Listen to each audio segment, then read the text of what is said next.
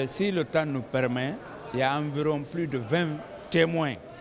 Je peux citer le cas du général Ibrahima Baldé, du cas de Tibou Camara, etc. Ibrahima Baldé viendra en tant que témoin, le général. En principe, Moussa Keïta, qui était secrétaire permanent du CMRN, comme en CNDD. Mais ce qui est important aussi, ce sont les confrontations s'il y a lieu. S'il y a les confrontations, c'est une bonne chose parce que entre même les accusés, il y a des contradictions. Il y a aussi des contradictions entre les accusés et les victimes.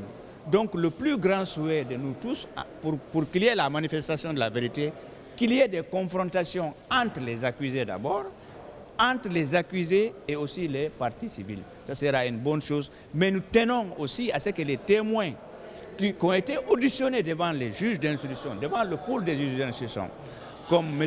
Tibou Camara, comme le général Ibrahima Baldé, comme M. Moussa Keïta, secrétaire permanent du CNDD, etc., et comme le colonel, je crois, Oumar Sano, qui était au camp Al-Faya, toutes ces personnalités-là, si ces personnels acceptent, comme l'ont fait M. Lunseni Fall, M. Baouri, M. Ben Youssouf Keïta et autres, venir en tant que personnalité, dire leur part de vérité dans cette affaire, ça va vraiment nous édifier.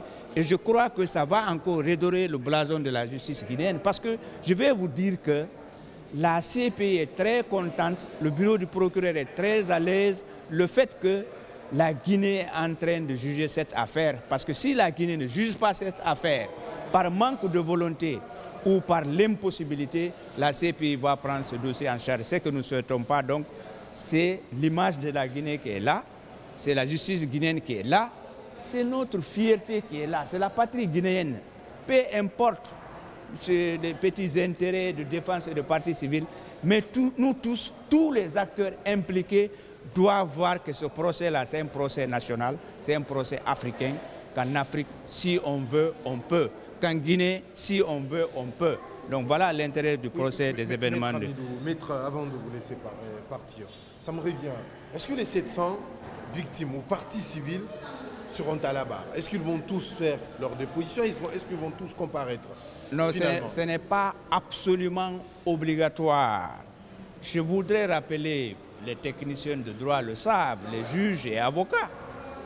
Même au niveau de la cour d'appel, après la première instance, on peut se constituer partie civile. Moi, à mon entendement, j'estime, s'il y a un nombre important de parties civiles entendues, toutes catégories confondues, le viol, de meurtre, de disparition, de coups et blessures, de perte de biens matériels, on peut passer directement aux témoins, aux confrontations, parce qu'il faut encore retenir que la phase finale, c'est la phase des plaidoiries, ça prendra du temps. Et il ne reste que 3 mois avant les vacances judiciaires. Donc on a intérêt de bien gérer le temps de ce procès, parce qu'on peut se constituer en appel en tant que partie civile.